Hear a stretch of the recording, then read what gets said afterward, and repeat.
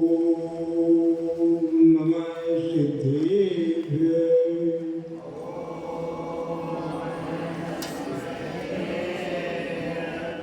नमो अरिहन्तानं। नमो सिद्धानं।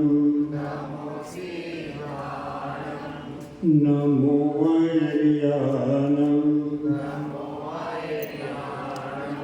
नमो वैज्ञानानं।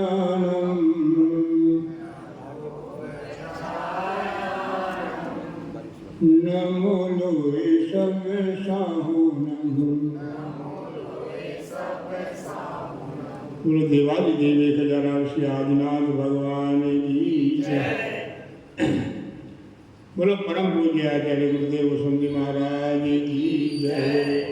बोलो परम पूज्य मुनि श्री सर्वानंद जी महाराज की जय। बोलो परम पूज्य मुनि श्री जिनानंद जी महाराज की जय।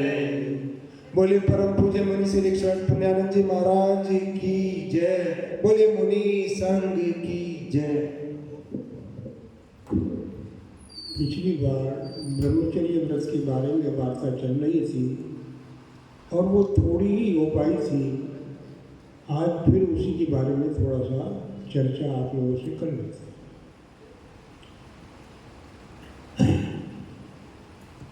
ब्रह्मचर्य अनुव्रत। एक एक सीढ़ी पर पैर रखकर चलेंगे तो शायद पहुंच जाए वहां तक। ब्रह्मचर्य अनुव्रत क्या है? ब्रह्मचर्य अनुव्रत क्या है? कोई भी बताना चाहे तो बताए, अच्छा रहेगा। बहुत छोटी सी बात है। ब्रह्मचर्य अनुव्रत क्या है?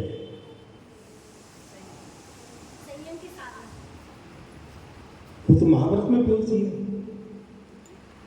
अनुव्रत क्या है? हम पूछ रहे हैं ब्रह्मचर्य अनुव्रत क्या है, उसमें हमें क्या करना पड़ता है, उसको अनुव्रत क्यों कहा?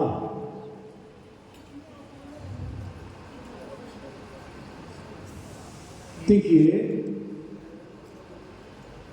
अनुव्रत का मतलब व्रत का छोटा रूप।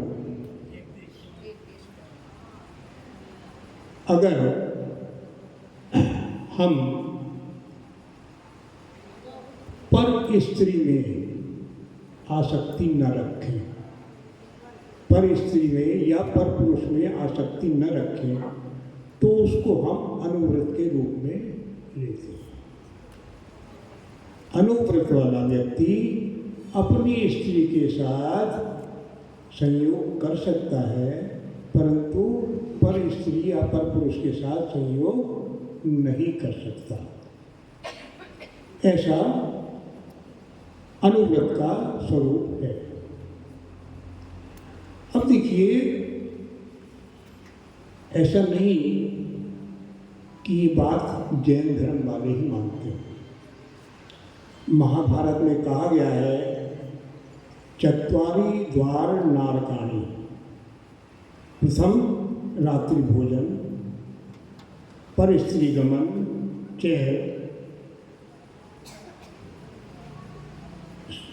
संघारवत वैमेक। मतलब 4 नरक के द्वार हैं, जिसमें पहला है रात्रि भोजन, दूसरा पर स्त्री गमन, तीसरा अचार का खाना, जो अचार आप लोग स्वाद लेके खाते हैं उसकी बात हो रही है, और चौथा है जमीकंद का सेवन। ये जैन धर्म की बात नहीं, ये महाभारत में लिखा हुआ है। वहाँ पर भी जमीकंद का त्याग कहा गया है, और इस प्रकार से इसमें पर स्त्री गमन है। प्रथम चरित्र जो है उसमें नरक के 2 द्वार बताए हैं, निर्माल्य का सेवन और पर स्त्री गमन। आचार्य वसुनंद जी महाराज ने जो पहले काल में हुए हैं, उन्होंने सप्तव्यसन को नरक का द्वार बताया है। सप्तव्यसन में चोरी पर रमणी रमन वेश्या व्यसन शिकार, मतलब उसमें भी पर स्त्री गमन की बात आती है। इन तीनों चारों में मिलाकर हम देखें तो एक बात कॉमन है, पर स्त्री गमन। जितने भी जीव जिन धर्म को मानने वाले हैं उनको ब्रह्मचर्य अनुव्रत का पालन तो करना ही चाहिए, करना भी चाहिए नहीं, करना ही चाहिए। उसके बिना तो हम आगे बढ़ ही नहीं सकते, क्योंकि धीरे धीरे ऐसा नहीं कि मन में विचार खराब नहीं आते। मन में विचार आते हैं, कितनी बार आएंगे? 1 बार, 2 बार, 4 बार, 6 बार। मन को हम अपने आप समझाएंगे और धीरे धीरे ऐसा होगा कि फिर वो मन में विचार आने भी बंद हो जाएंगे और हम सन्मार्ग की ओर लग सकते हैं। तो ये बात आप लोग जो यहाँ बैठे हैं विचार कर सकते हैं कि वाकई ब्रह्मचर्य अनुव्रत का पालन हमें करना चाहिए या नहीं। और अगर मन में आता है कि हाँ ये सही है, ये हमें पालन करना ही चाहिए, तो पालन करते हैं ये बात अलग है, और पालन करना चाहिए और ये हम नियम लेते हैं ये बात अलग है। नियम लेके कोई काम करते हैं तो उसमें पुण्य ज़्यादा मिलता है। हम करते तो हैं, मतलब हम मेहनत तो 1 रुपए की कर रहे हैं, 16 आने की कर रहे हैं, और परिणाम हमें क्या मिल रहा है? 2 आने भर। तो हमने नियम नहीं लिया है। जब हम नियम लेके कोई कार्य करते हैं तो हमें 16 आने के 16 आने प्राप्त होते हैं। एक मुनि महाराज थे। क्या हुआ, एक वेद ब्राह्मण के, वेद पाठी के 2 पुत्र थे। बड़ा पुत्र जरा अच्छा जानकार था, छोटा अशुद्ध पढ़ता था। तो बड़े ने क्या किया, उसको 3 चांटे लगाए कि तू शुद्ध पढ़ा कर। तो लोगों ने उसको क्या कहना शुरू कर दिया? त्रिकवार, त्रिकवारी। त्रिक माने 3, वारी माने घात पहुँचा। वो बड़ा दुखी होता था कि मुझे सब लोग त्रिकवारी कहते हैं, त्रिवारी कहते हैं। एक बार किसी मुनि महाराज के प्रवचन सुनने से उसको वैराग्य हो गया और उसने दीक्षा ले ली। परंतु वो वैराग्य जो था वो क्षणिक हुआ था। तो क्या हुआ, रास्ते में जाते हुए एक नृत्यांगना को नृत्य करते देखकर उस पर वो मोहित हो गए और उसके साथ रहने लगे। एक बार राजा श्रेणी के दरबार में वो नृत्यांगना और उसके साथ रहने वाले त्रिवारी पहुँचे और अपना नृत्य का आयोजन दिखाना शुरू किया। उस समय वहाँ एक व्यक्ति मौजूद था जिसको उस नृत्य को देखकर अपने पूर्व भवों का वृत्तांत ज्ञात हो गया। उसने राजा की सभा में उस नृत्यांगना और त्रिवारी और अन्य लोगों का पूर्व भव का वृत्तांत सुनाया, जिसको सुनने के बाद सभी लोगों को सच्चा वैराग्य हुआ और सभी ने, किसी ने अपने अपने बल के अनुसार, किसी ने मुनि दीक्षा, किसी ने अनुव्रत, किसी ने महा ग्रहण किए और नृत्यांगना ने भी आर्य का व्रत ग्रहण किया। ऐसा नहीं कि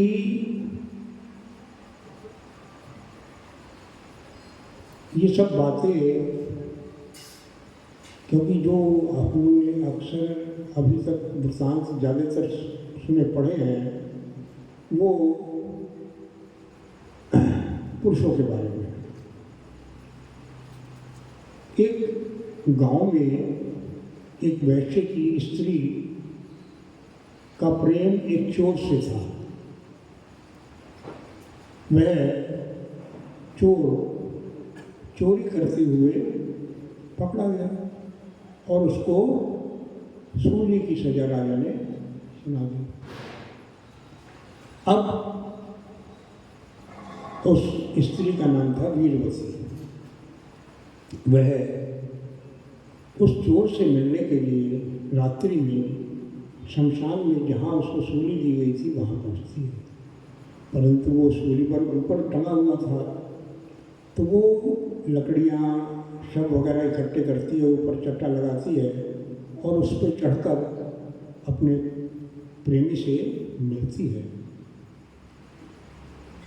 उस समय पर इत्तेफाक से लकड़ी खिसक जाती है तो वो नीचे गिर पड़ती है, परंतु उसका जो होठ है वो उस चोर के मुंह में था, वो कट जाता है, वो बिना होठ की नीचे गिर पड़ती है। वो घर आती है, घर आकर वह शोर मचा देती है कि मेरे पति ने मेरा होठ काट लिया। राजा के पास शिकायत पहुंचती है और राजा उसको सजा देने ही वाले थे उसके पति को।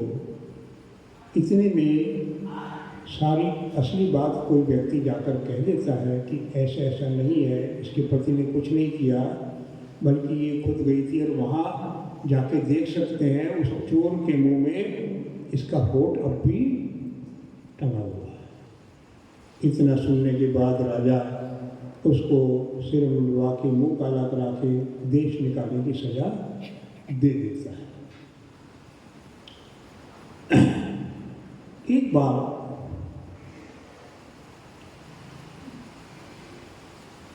एक सेठ, जैन सेठ का ये नियम था, उसने ये नियम लिया था कि मैं अपने बच्चों की शादी करूँगा तो जैन परिवार में ही करूँगा।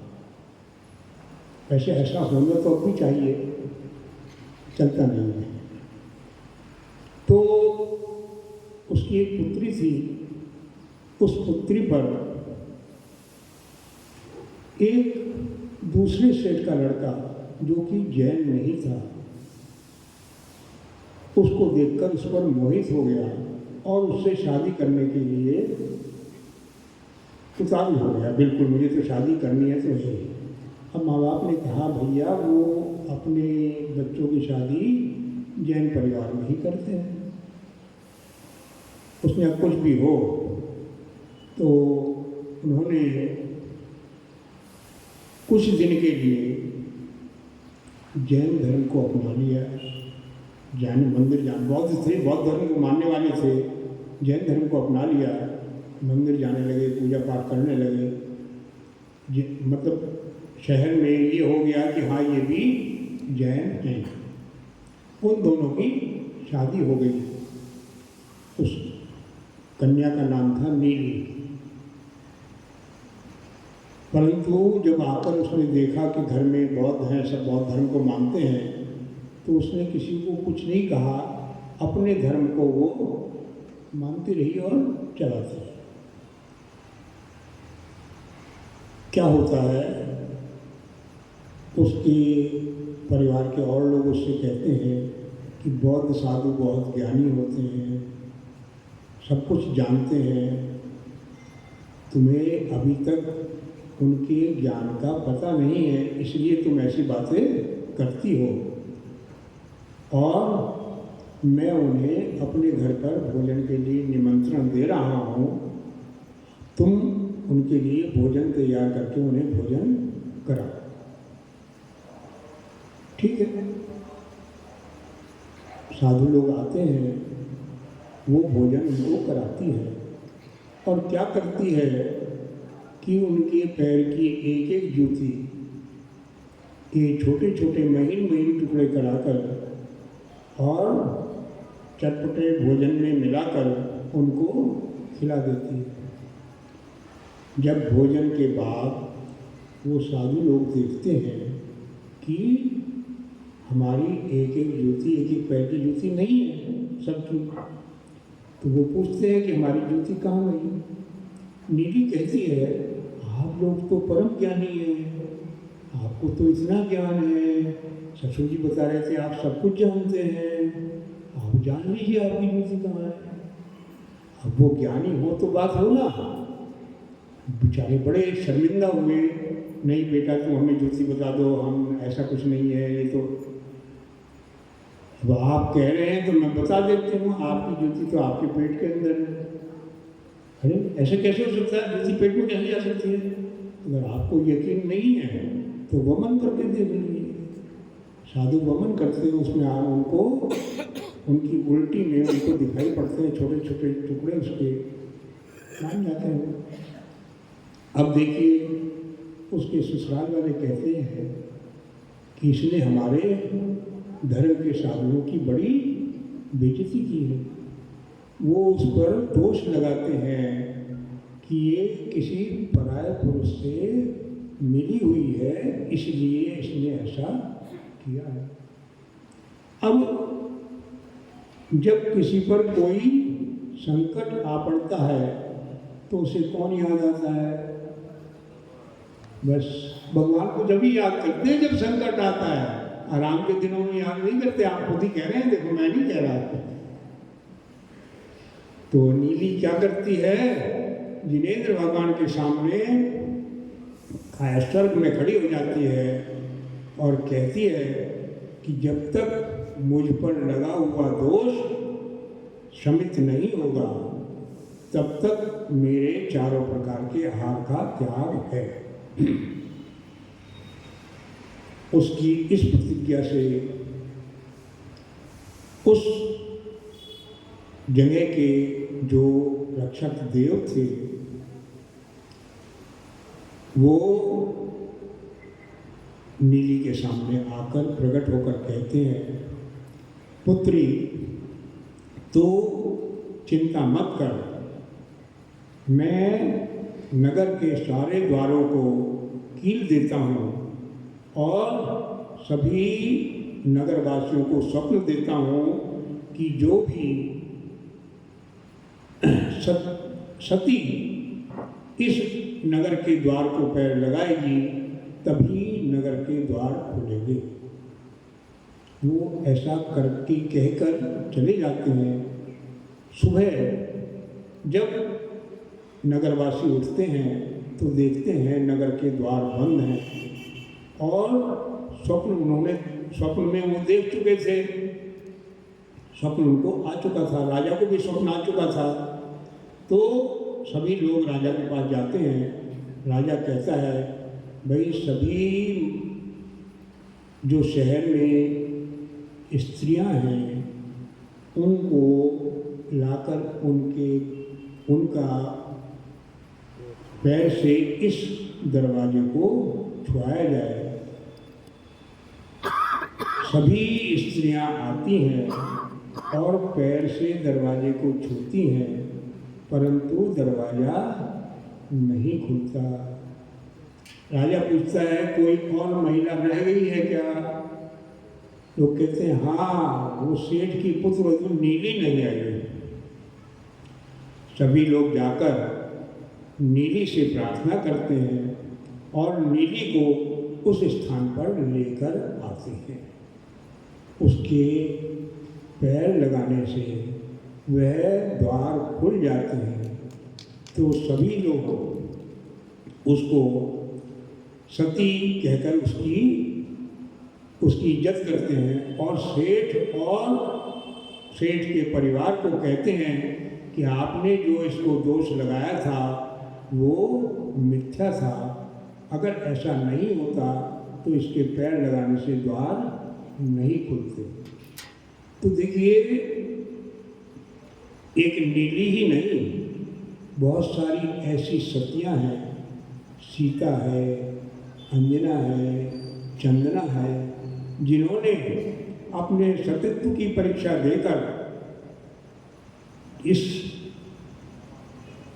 ब्रह्मचर्य को, इस व्रत को सामने सबके दिखाया है, सबको बताया है। एक छोटी सी कथा और कह लेते हैं। टाइम वैसे महाराज जी का गला खराब है, इसलिए इनको टाइम आज थोड़ा देंगे। गला खराब है, बोल आवाज़ निकल नहीं रही, क्या फायदा इससे। ये उस समय की बात है जिस समय पढ़ने के लिए आश्रम में जाते थे। कन्याएं जो हैं वो माता जी के पास शिक्षा ग्रहण करती थी। उस समय की बात है। एक विजय नाम का लड़का मुनि महाराज के पास गया, पढ़ा लिखा, और उसको मुनि महाराज ने नियम दिया कि भाई देखो, कृष्ण पक्ष में आप ब्रह्मचर्य से रहेंगे। क्या? कृष्ण पक्ष में आप ब्रह्मचर्य से रहेंगे। एक दूसरे शहर में एक विजया नाम की कन्या थी।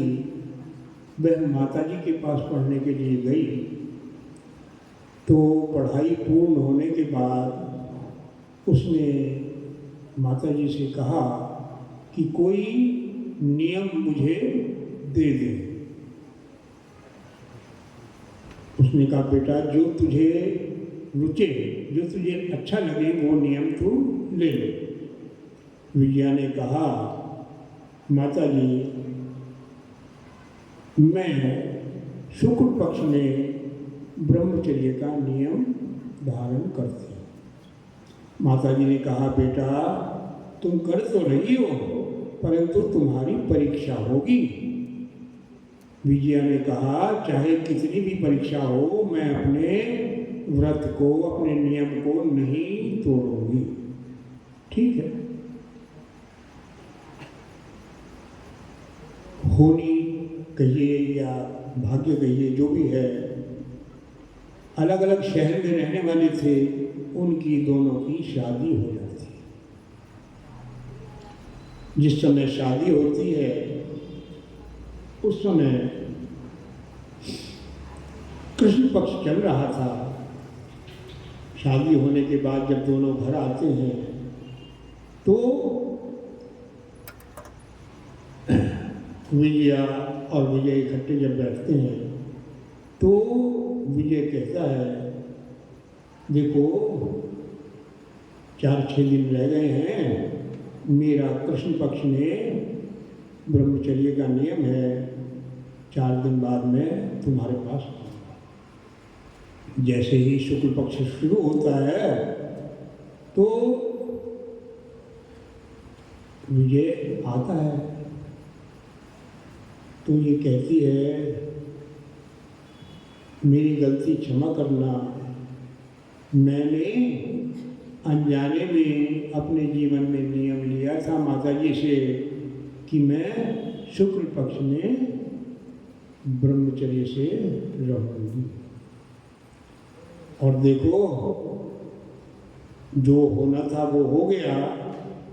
आप तो पुरुष हैं, आप दूसरी शादी कर लें, उसमें आपको दोष भी नहीं लगेगा, और माता पिता को जो संतान की इच्छा होती है वो भी पूर्ण हो जाएगी।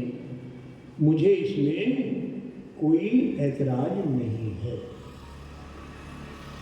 वो कहता है, विजय कहता है कि ये बात सही है कि नारी त्याग की प्रतिमूर्ति होती है, परंतु ऐसा नहीं है कि नारी ही त्याग कर सकती है। मैं भी पूरी उम्र ब्रह्मचर्य से ही रहूँगा, परंतु हमारी आपस में एक वार्ता है जिस दिन ये बात हमारे माता पिता को पता लगेगी उसी दिन हम लोग मुनि दीक्षा या हारिका दीक्षा जो भी दीक्षा लेकर अपना कल्याण करेंगे। तब तक हम यहाँ रहकर अपने माता पिता की सेवा करेंगे। अब शादी हो जाने के बाद काफ़ी समय तक पुत्र रत्न की उत्पत्ति नहीं हुई। माता पिता भी सोचते थे क्या बात है, पता नहीं क्या हालात क्या नहीं है। इसी बीच में क्या होता है, एक मुनि महाराज, विमल वाहन नाम के मुनि महाराज उस नगर में आते हैं और एक विमल सेठ थे, वो मुनि महाराज के पास पहुंचते हैं, उनसे कहते हैं महाराज मैं अपना कल्याण करना चाहता हूँ, कैसे हो? मुनि महाराज ने कहा बिना जिन दीक्षा धारण करे कल्याण नहीं हो सकता। वो सेठ कहते हैं महाराज जी मैं दीक्षा तो ले लूँ परंतु मेरे मन में एक भावना है। भाई क्या भावना है? मैं चाहता हूँ 84,000 या 84 लाख या 84 मुनि महाराज को अपने घर में एक समय आहार दूँ। ये मेरी भावना कैसे पूरी हो? 84 मुनि महाराज मिल जाए बड़ा मुश्किल सा काम है। तो मुनि महाराज कहते हैं इस भावना को पूरी होने के लिए एक दूसरा तरीका भी है। वो पूछता है, शेठ जी पूछते हैं क्या तरीका है? कि देखो अगर कोई ब्रह्मचर्य का व्रत पालन करने वाला दंपत्ति तुम्हारे यहाँ भोजन कर ले तो तुम्हें 84,000 मुनियों के आहार का पुण्य प्राप्त हो जाएगा। वो कहता है महाराज जी ये पता कैसे चलेगा कि भाई ये अखंड ब्रह्मचर्य का पालन कर रहा है दंपत्ति, ये पता कैसे लगे? किसको बुलाऊं मैं कि देखो भाई ऐसा है, तुम हर रोज एक सेठ के जो लड़का और बहू है उसको अपने यहाँ भोजन पर बुलाना शुरू कर दो, जिनके बच्चे ना हुए हो, और जिसके भोजन करने से तुम्हारी रसोई में जहाँ भोजन तुम कराते हो वहाँ लगा हुआ चंदोया जो कि इस समय काला है वो सफ़ेद हो जाए तो समझ लेना यही दंपत्ति अखंड ब्रह्मचर्य का पालन कर रहे हैं। सेठ ने ऐसा ही करना शुरू किया। एक एक करके एक हफ्ता गुजर गया, कोई भी ऐसा कार्य नहीं हुआ कि वो चंदुआ सफ़ेद हो जाए। अब नंबर आता है विजय और विजया का, वो इनका निमंत्रण करता है क्योंकि पहले औरों का निमंत्रण कर चुका था, इसलिए किसी को कोई शंका नहीं थी। ये लोग उसके यहाँ भोजन के लिए जाते हैं। इनके भोजन करने से वह चंदोया सफ़ेद हो जाता है। सबको पता लग जाता है कि यही दंपत्ति है जो अखंड ब्रह्मचर्य का पालन कर रही है। पूरे शहर में ये बात पता लग जाती है। अब सबसे पहले उन्होंने क्या नियम लिया था कि जिस दिन ये बात खुलेगी हम दीक्षा धारण कर लेंगे। वो घर आते हैं, माँ बाप को कहते हैं कि हमने ऐसा नियम लिया था कि जिस दिन ये बात पता लगेगी हम दीक्षा धारण कर लेंगे। और वो दोनों उसी समय घर से चलकर दीक्षा धारण कर लेते हैं, तो आप देखिए अखंड ब्रह्मचर्य का पालन करने से क्या कुछ नहीं हो सकता। मतलब एक सेठ को 84,000 मुनियों के आहार दान का पुण्य एक दंपत्ति को भोजन कराने से मिल गया। कितनी बड़ी बात है। और आपसे तो हम ऐसा नहीं कह रहे, आपसे तो हम सिर्फ ये कह रहे हैं कि भाई आप लोग ब्रह्मचर्य अनुव्रत का नियम ले लें। पालन तो आप करते हैं सब, ये तो हमें विश्वास है, पर नियम ले लें जिससे कि कुछ पुण्य की ज़्यादा प्राप्ति हो सके। तो ब्रह्मचर्य में कितनी शक्ति है, कितनी ताकत है, उसके बिना हमें मोक्ष की प्राप्ति नहीं हो सकती। क्योंकि चाहे बाल ब्रह्मचारी हो, चाहे ग्रस्त भोग कराए हों, मुनि बनने के बाद तो पूर्ण ब्रह्मचारी ही होंगे। तो इसके बिना मोक्ष की प्राप्ति नहीं हो सकती। ये तो एक सीढ़ी है जिस पर चढ़कर मोक्ष महल में पैर रखा जा सकता है। मुक्ति वधु का अगर वर्णन करना है तो संसार की लक्ष्मी माता को छोड़ना पड़ेगा। बाकी आप सब लोग समझदार हैं, आप लोग अपना अच्छा भला जानते हैं, समझते हैं।